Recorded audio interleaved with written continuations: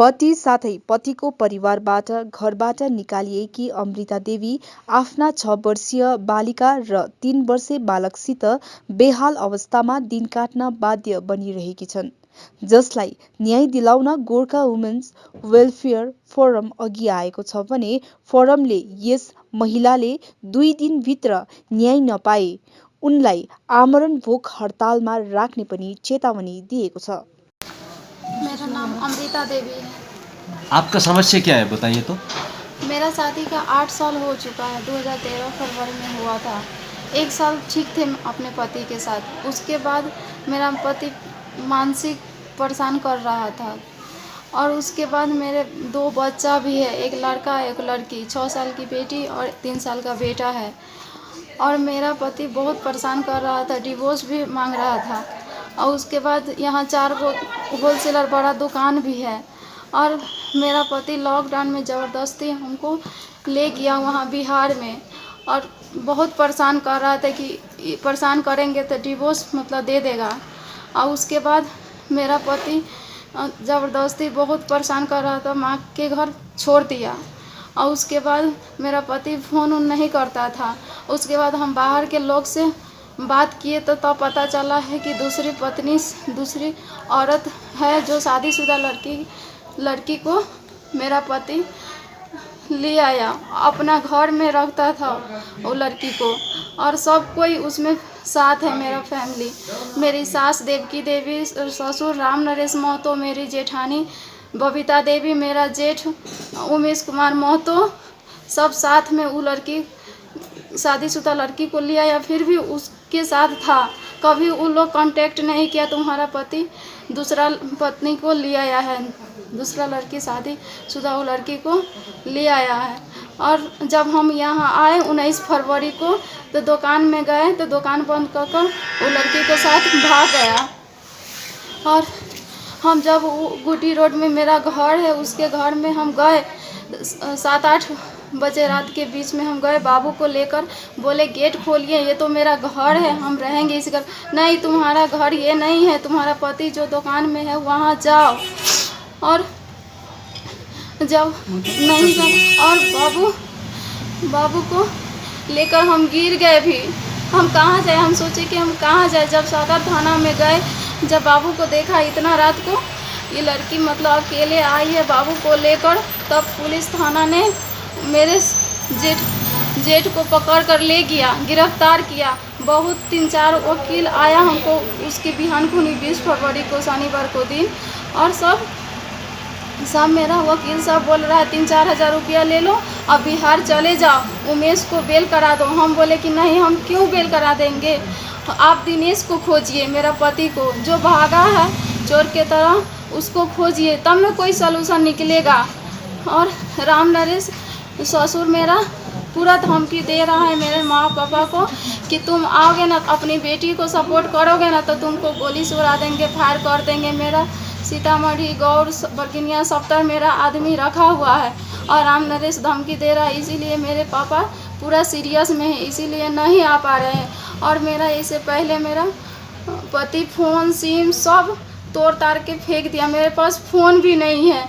और मेरा आधार कार्ड, मेरा बच्चा का बर्थ सर्टिफिकेट सब रख लिया है मेरा पति इससे पहले।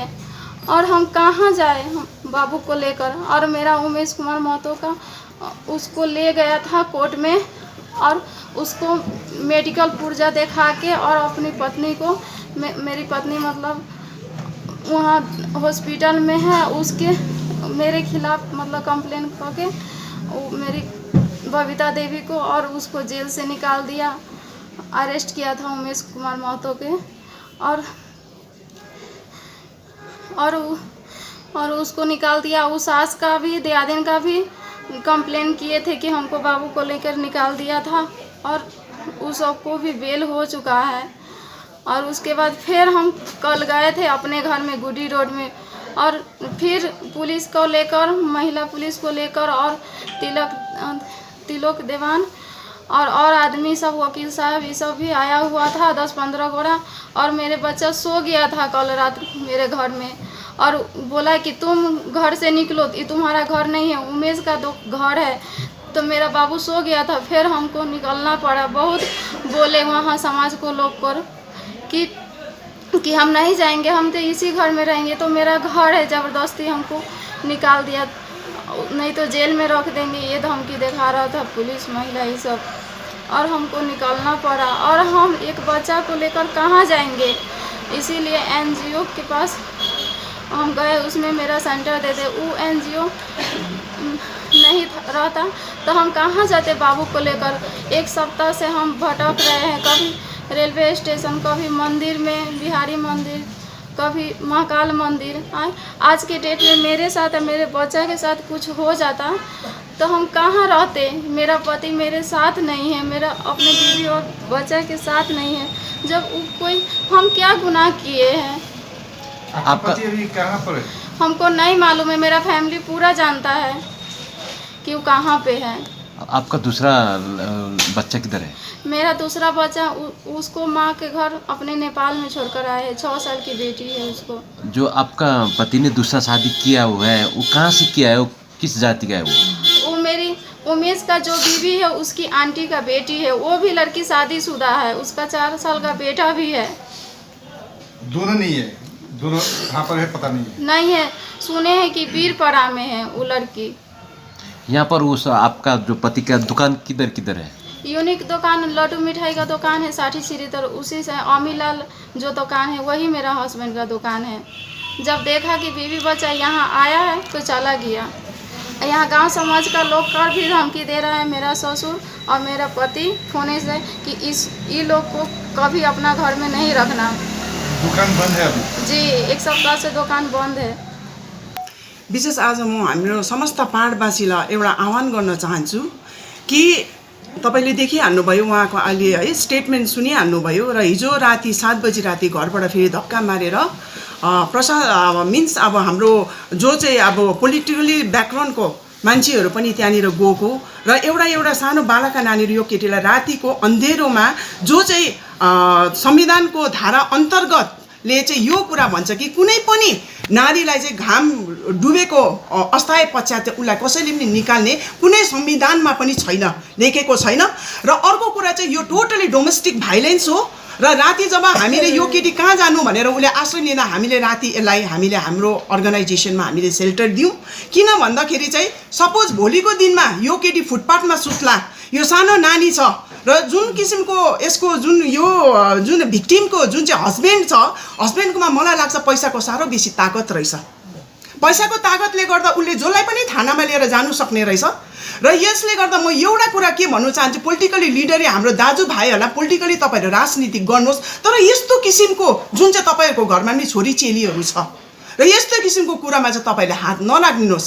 र म यही नै भन्छु कि यदि यस्तो किसिमको मान्छेले चाहिँ भोलिको दिनमा सत्ता पायो भने चाहिँ हाम्रो अलिकति भएको आत्मसम्मान पनि अब बेचेर खान्छ। यो प्रत्येक नागरिकले बुझ्नुपर्छ।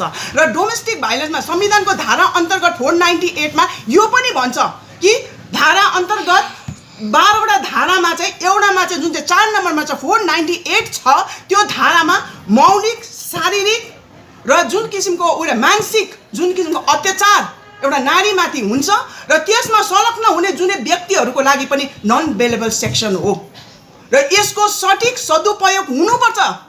किनभने हामीलाई जुडिसियरीमाथि हामीलाई फेथ र विश्वास छ र जुन चाहिँ दिनेश कुमार महन्त र उससँग जति पनि इन्भल्भमेन्टहरू भएको छ प्रत्येकलाई चाँडोभन्दा चाँडो पुलिसले एरेस्ट गर्नुपर्छ। यदि एरेस्ट नगरेको खण्डमा चाहिँ हामी 2 दिनको टाइम दिन्छौँ र 2 दिन बाद हामीलाई यो केटीलाई हामीलाई यो भिक्टिमलाई हामी अनसनमा हामी राख्नेछौँ।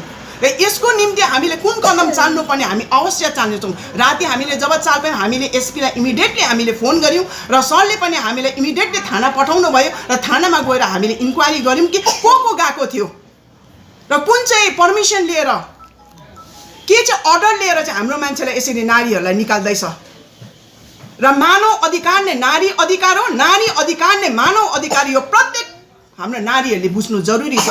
र यसलाई म प्रत्येक हाम्रो यहाँ पहाडवासीलाई यही अपिल गर्न चाहन्छु कि यस विषय लिएर तपाईँहरू अगाडि आउनुहोस्। कारण नारी सुरक्षाको हितको लागि आज हामी बोल्यौँ न भने यो भोलि विलीन भएर जान्छ। र यति भन्दै म समाप्त गर्छु। Thank you so much. सुन्नुहोस् न, उसको बुढाको नाममा त अलरेडी तपाईँहरूले एफआइआर गरिसकेकी थियो, तर पनि रात फेरि उसलाई पुलिसले लानु भने चाहिँ कस्तो खाले के हो यो चाहिँ बुझ्नै सकिनँ त। त्यो चाहिँ इन्भेस्टिगेसन अफिसरले यो इन्भेस्टिगेट गर्नुपर्छ र को गएको थियो, किनभने मैले यो पनि चाल पाएँ, आज मलाई नाम भन्नु मलाई बाध्य भयो।